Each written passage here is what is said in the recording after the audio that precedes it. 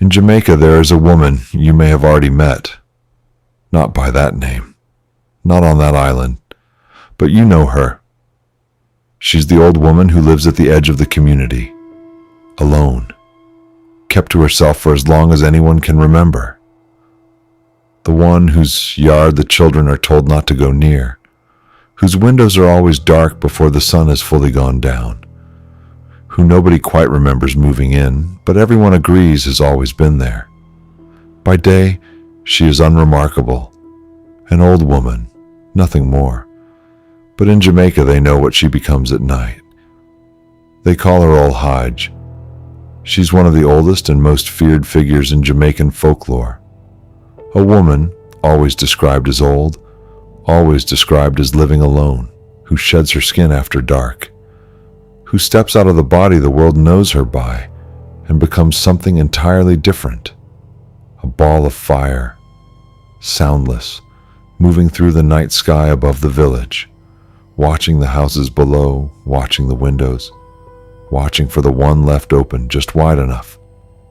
She enters through any gap, a window cracked for the night breeze, a door not fully closed, a keyhole.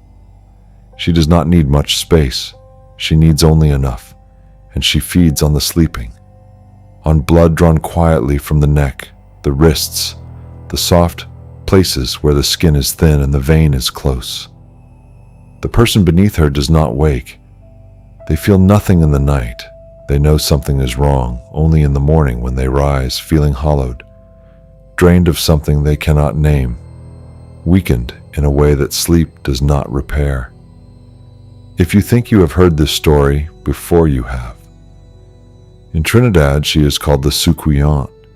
In Haiti, she is the Lugaroo. In Barbados, she has her own name. In Guadeloupe, another.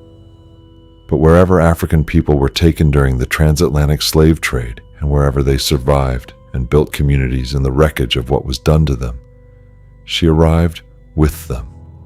The same woman, the same fire, the same folded skin waiting in a dark corner of a house at the edge of someone's village.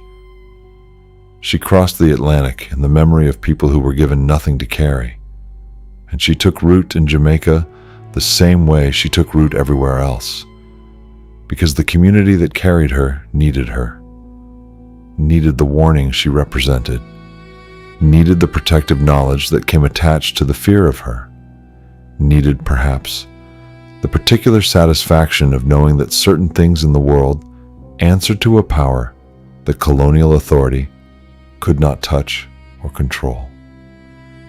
In Jamaica, the details of old Hige are specific enough that they feel like testimony.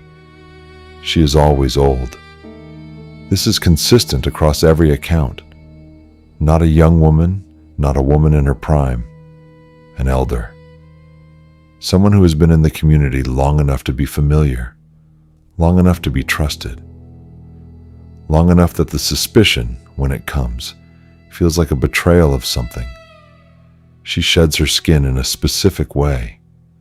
She finds a private space, a dark corner, a room with no windows under the house if it sits on stilts, the way many Jamaican homes traditionally do. She peels herself out of the body the world knows. She leaves it folded and waiting, and she rises. The fire she becomes is not violent. It does not burn what it touches. It moves with purpose and intelligence. It knows where it is going, and it goes there without hurry, because it has done this many times before, and it knows the night belongs to it. There are accounts in rural Jamaican parishes, told the way accounts like this are always told quietly, by people who are specific about the details in a way that fiction rarely is. Of families who realized what was happening only after someone in the house had been visited enough times to begin declining. A child who stopped eating, an elderly person who weakened without explanation, someone young and healthy who began to fade in a way that no doctor could account for. And then someone in the family started paying attention, started noticing things. The old woman down the road whose light was never on at night. The fire seen moving above the rooftops after dark. The rice left at the door that was disturbed in the morning in a way that suggested something had been added. The picture assembled itself slowly, the way the worst realizations always do. And once it was assembled, once the family understood what they were dealing with, they knew exactly what to do.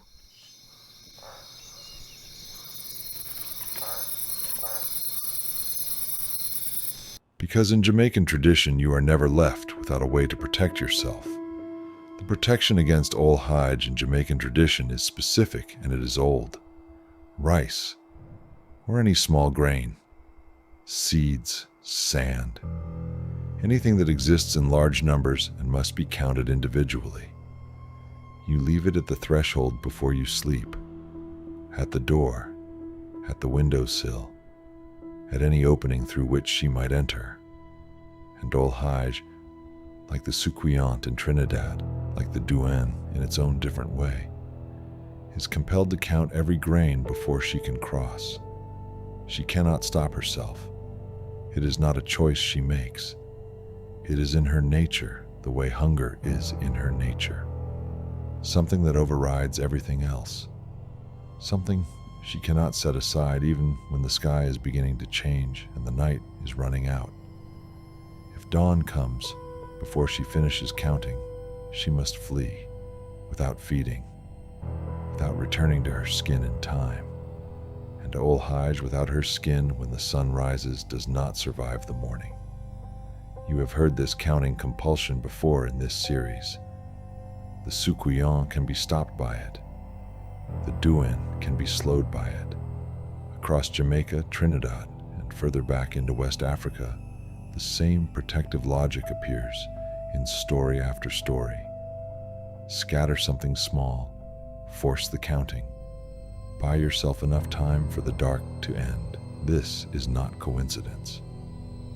This is the same knowledge carried by the same people, replanted in every island they were taken to. A specific understanding of how certain spiritual forces work and how they can be interrupted. Knowledge that survived the Middle Passage because the people who held it survived. Because they held on to it even when everything else was taken. Salt is the second protection. Salt rubbed into the folded skin while old Hige is away from it renders it unwearable. She returns before dawn, reaches for the body she left folded in the corner, and cannot put it back on. The burning is unbearable. She tries again. She cannot. The sky lightens. In Jamaica, there's a specific phrase associated with this moment. Accounts describe a sound, a keening, something between a cry and a hiss that people who claim to have heard it say is unlike anything that comes from a human throat. Because by that point, it is not. Now, the question that old Hige has always carried inside her. Look at who she always is. An old woman, living alone, at the edge of things, isolated, suspected. The person in the community most easily turned on when something goes wrong, and an explanation is needed. In the plantation world of Jamaica, in the world that survived it, an elderly woman living alone occupied a position of profound vulnerability, outside the family structures that conferred protection, outside the economic arrangements that made someone worth defending, old enough that her labor was no longer valued by the system that had consumed her working years. The old Hige legend gave communities a framework for the fear they already felt, a justification for suspicion that isolation and difference in age already generated, a story that transformed an old woman into a monster and made whatever was done to her feel like protection rather than cruelty. Hold both things at once. The protection this knowledge offered was real. The spiritual danger it described was understood as real by people whose relationship to the spiritual world was direct and serious. The knowledge of how to protect a sleeping child from something that fed on the vulnerable in the night. That knowledge mattered. And the woman at the edge of the village, old, alone, suspected.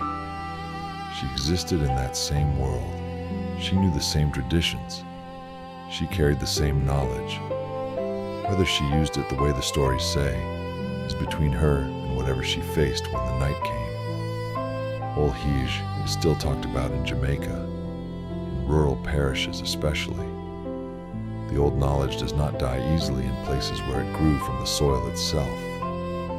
Parents still tell children not to leave windows open at night. Grandmothers still know what rice at the threshold is for.